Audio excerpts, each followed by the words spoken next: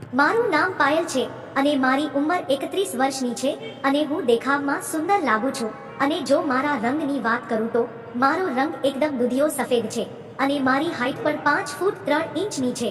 મારા લગ્ન 2 વર્ષ પહેલા થયા હતા અને મારા પતિ નોકરી કરતા હતા.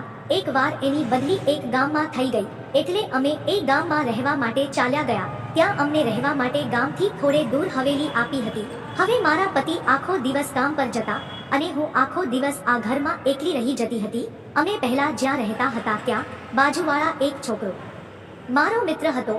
જ્યારે મારા પતિ કામે જતા રહે ત્યારે એ છોકરો અમારા ઘરે આવતો અને અમે આખો દિવસ પલંગ પર મજાકની વાતો કરતા હતા. પણ અહીંયા કોઈ મળે એવું નહોતું એટલે આખો દિવસ એકલા સમય પસાર કરવો પડતો હતો. એક દિવસ જ્યારે હું જમવાની તૈયારી કરી રહી હતી ત્યારે થોડું અંધારું પણ થઈ ગયું હતું.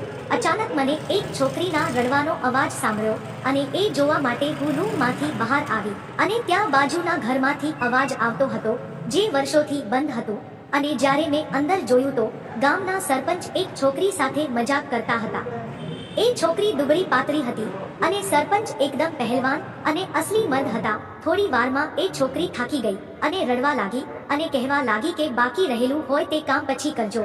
પણ સરપંચમાં હજુ જોશ દેખાતો હતો એટલે એ માનતા ન હતા. તે પાછળથી ભીંસ લગાવીને કામ કરાવતા હતા. આ નજારો જોઈને મારો મગજ ખરાબ થવા લાગ્યો હતો અને મારો હાથ મારા હથિયાર પાસે આવી ગયો. ત્યાં અચાનક સરપંચની નજર મારા ઉપર પડી એટલે એણે મારી સામે જોયું અને મને અંદર બોલાવી અને પેલી જવા દીધા અને તેના ના ગયા પછી હું અંદર આવી ગઈ અને પછી એણે મને પાછળથી પકડી લીધી અને હું પણ એના પર વાર કરવા લાગી અને પછી એ મારા કાનમાં આંગળી કરવા લાગ્યા. તેની મજબૂત આંગળીથી હું પરેશાન થઈ ગઈ અને પછી તેણે પણ હથિયાર બહાર કાઢી લીધું. એનું કેટલું લાંબુ અને મોટું હતું. થોડી વાર પછી એ મારી ઉપર આવી ગયા અને એક ઝટકામાં મારી ઉપર વાર કરવા લાગ્યો. આમ તો હું ખેલાડી હતી પણ એટલું મોટું હથિયાર સાથે મેં પહેલા ક્યારેય લડાઈ કરી ન હતી. મેં ક્યારેય લીધું નહોતું અને પછી એ મને ઘચાચ વાર કરી લેવા માંડ્યા. ક્યારેક તે ઉપર તો ક્યારેક હું ઉપર.